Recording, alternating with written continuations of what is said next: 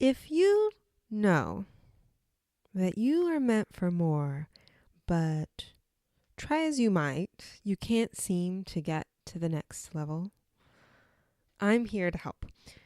Maybe you keep reading books, listening to podcasts, watching videos, purchasing courses. I see you. I've done it. I've done the works. I know what's happening. I know what's going on.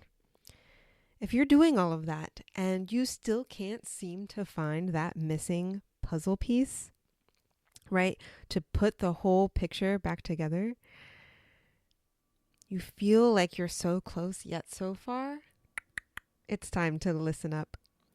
We're discussing exactly how to actually do less and get more. And no, your world will not fall apart if you do exactly as I say. So let's dive in, shall we?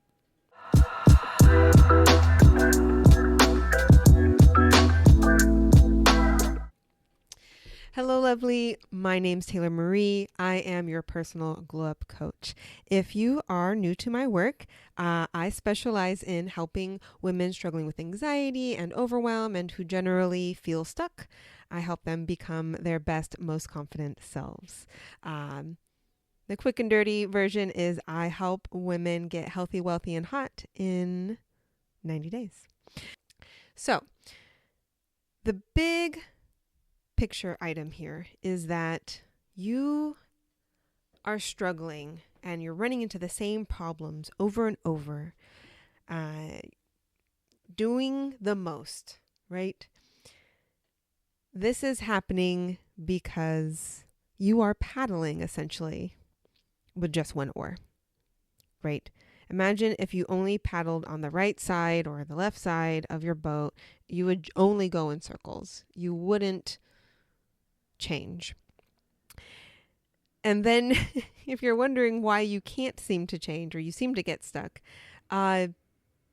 it's because you don't have the other oar. And when I talk about the other oar, I'm really talking about your approach to life, right? This is what I call masculine energy.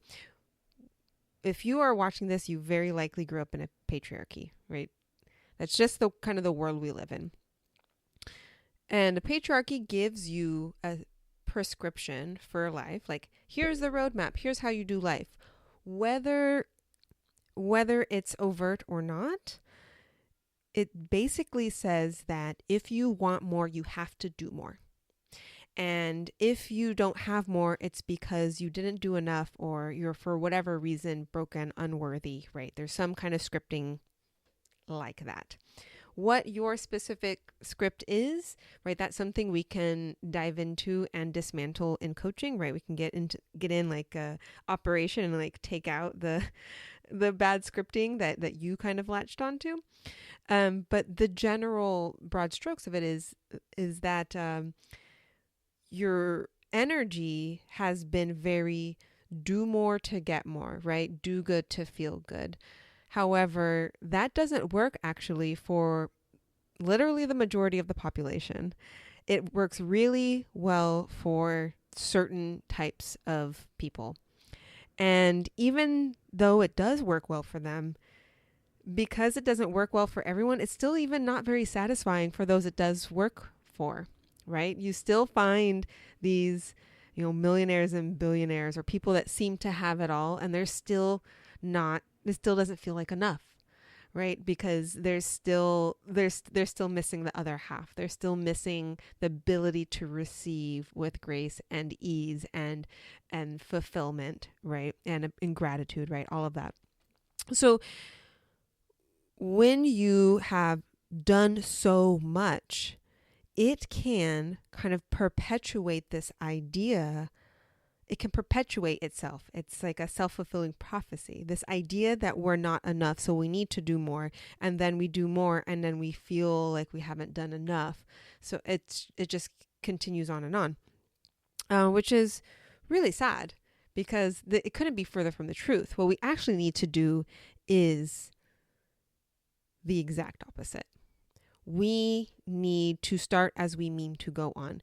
If we want a life of peace and ease, and we want grace and flow and balance, we need to start right there. It's not that we need to do more. It's that we need to start cutting out that which is not serving us. That way we can make space for that which will serve us.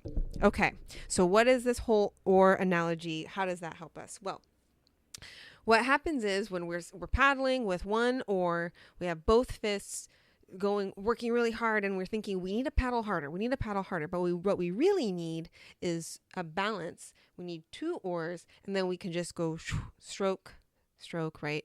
And we just are in a lot more grace. If you're doing anything, right? Any kind of activity, whether it's physical or it's, not, you need technique, right? If you want to be good at rowing, for example, or soccer or swimming, what have you, if it's physical or math or science or reading, any of those require you to have technique in order for you to feel efficient, proficient, and a sense of ease around it. And that is my job today. That is what we're going to learn today. That is just checking. It looked like something happened on my camera. That is what's going to happen today with this knowledge, is hopefully you'll be able to balance it out, right? So just because I say today, okay, here's your other oar, you need more feminine energy, it doesn't actually give you what you need, right? Because your arm is going to be weak. It's going to feel weird when you try. You don't really know what you're doing because you've always done it this other way. So in order to get where you want to go, you don't just need another oar. You need to know how to use that oar. You need to know how to maneuver the boat with the right technique. So you're just whoosh, going with ease. You're just flowing, right? Instead of like struggling, get off that struggle bus. So 2 oars doesn't guarantee you the outcome you want. The first thing you need to do is you need to be clear on where you're going. You need to know what outcome you want. And that seems really easy. You're like, I want more money. I want a hotter body, right? But it's really actually a lot more nuanced than that. And again, that's where working one-on-one can really help fine tune it for you if you're struggling with this. But stay with me here.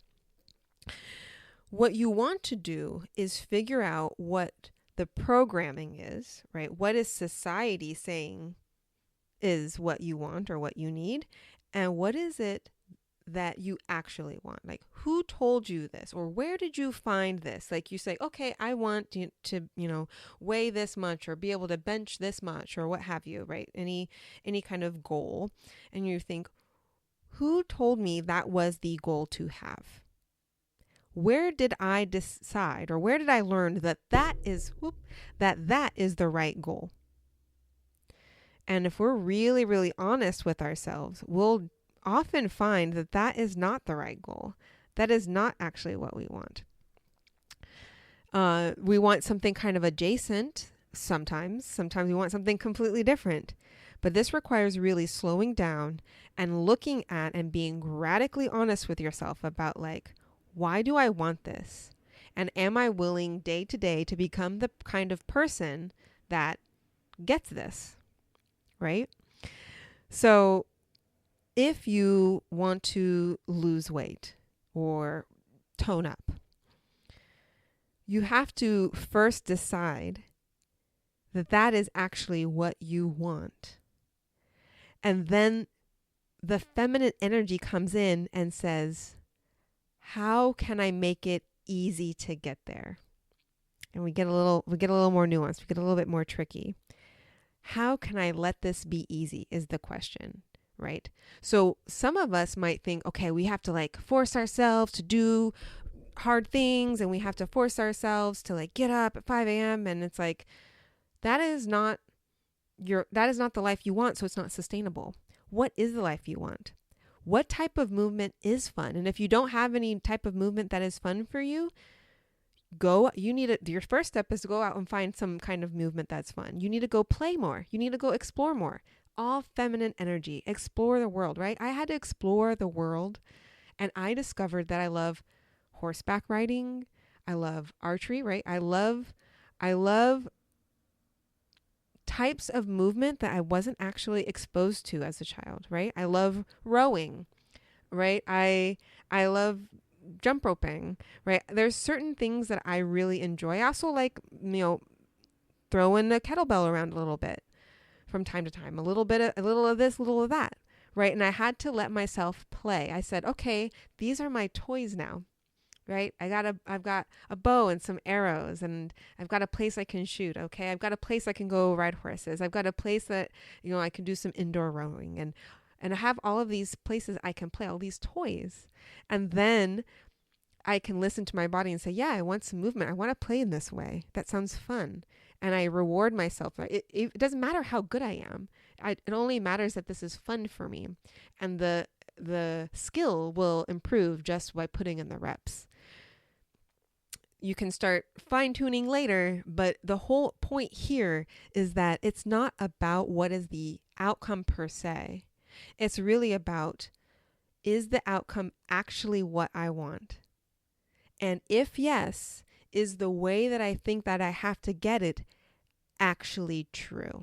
If not, what is the preferred manner in which I want to do that thing? What would make my life beautiful if it was just integrated in my being, my personality, my identity, right? That is going to be so much more powerful and life-changing when you're actually honest about what you like to do, what your body says it's good at, you have affinity to, and you just shape your goals around that. It makes it so much easier. Life gets to be so easy when we tap into what is naturally wonderful for us instead of tapping into what is right for us. Right? If you're following a lot of people that seem to have things figured out in terms of how to do things, you're probably struggling because you're listening to advice that works for someone else but actually doesn't work for you.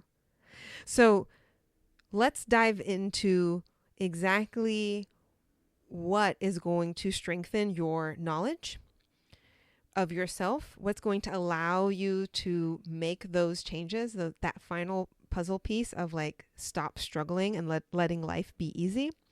I have a catalog of tools, right, that I use with clients.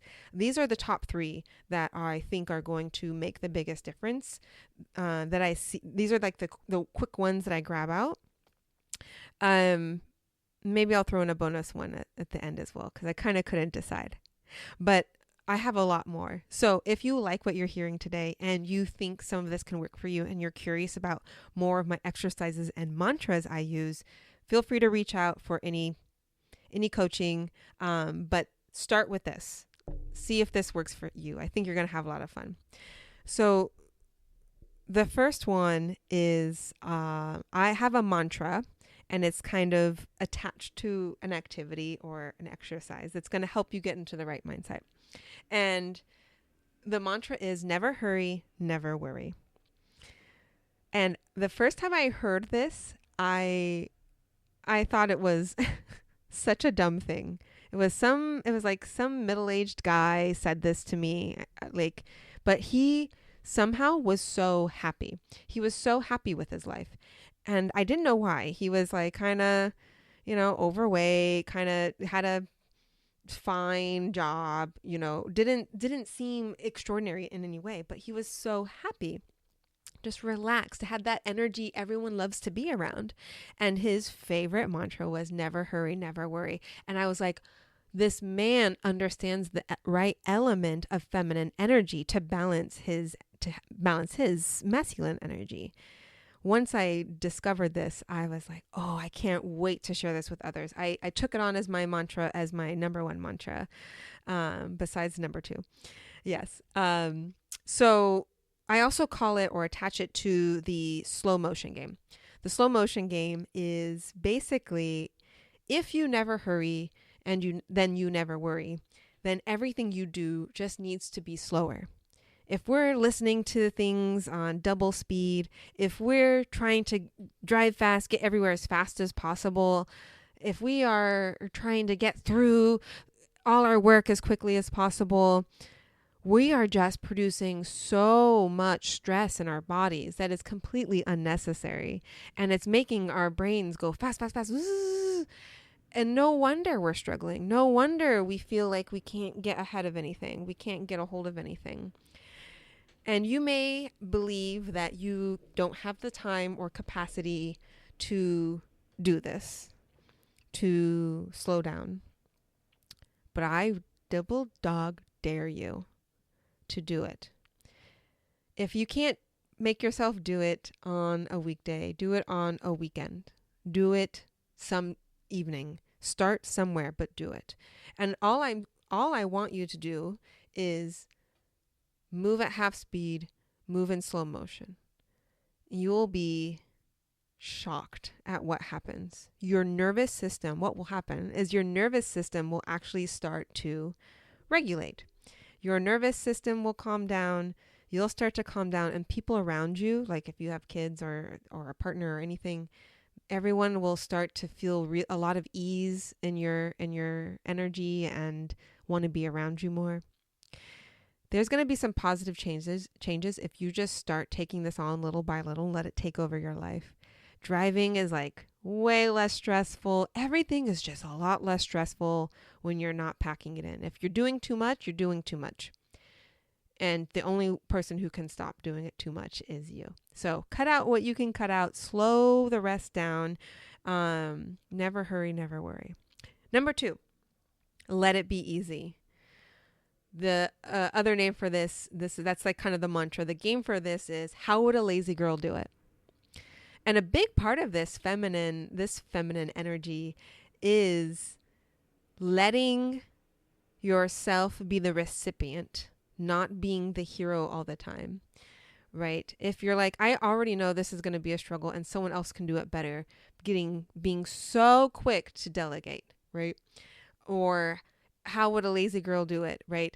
How can I do this and maintain as much comfort as possible, right? My sister, I love my sister to pieces, and I always admired that she was always so chill, and she would just find the lazy way of doing things. And not because she's lazy, she's like an amazing athlete, right? She's very accomplished, you know, she went to school. I mean, she's amazing.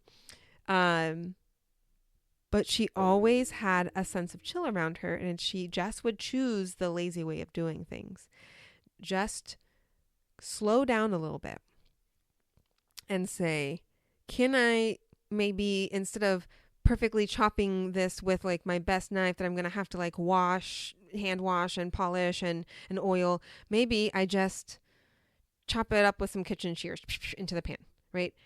Let things be easy. Have a sense of play, like, just rip that out. Like, how would a lazy girl do it? Start seeing the world differently. A big part of what is so frustrating to us is that we think everything has to be the best or challenging or packed in, optimized.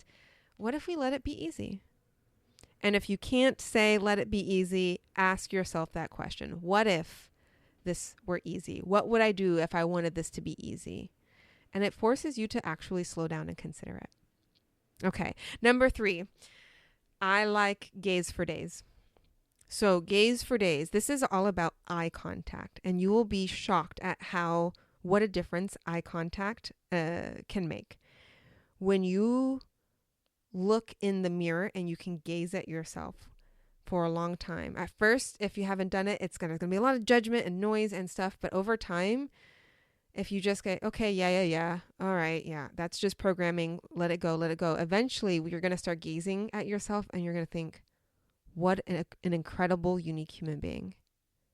What an amazing person right there.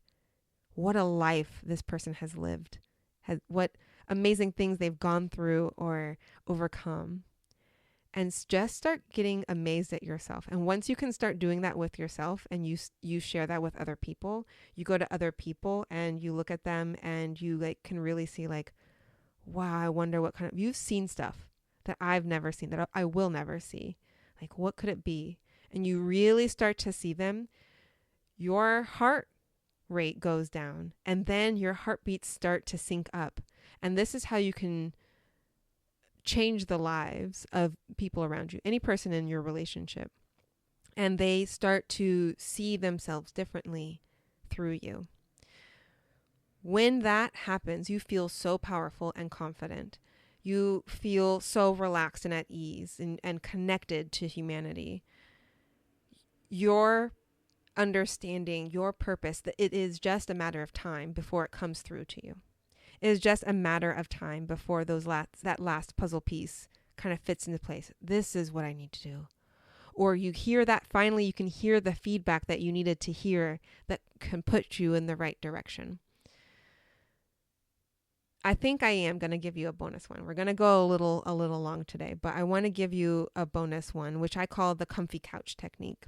And this is kind of how to slow down. This is one of my favorite go-tos for people who are struggling with perfectionism, or any kind of self hate or any frustration with themselves, is that what you need to do more than anything else is slow down in such a way that you can hear your inner guidance.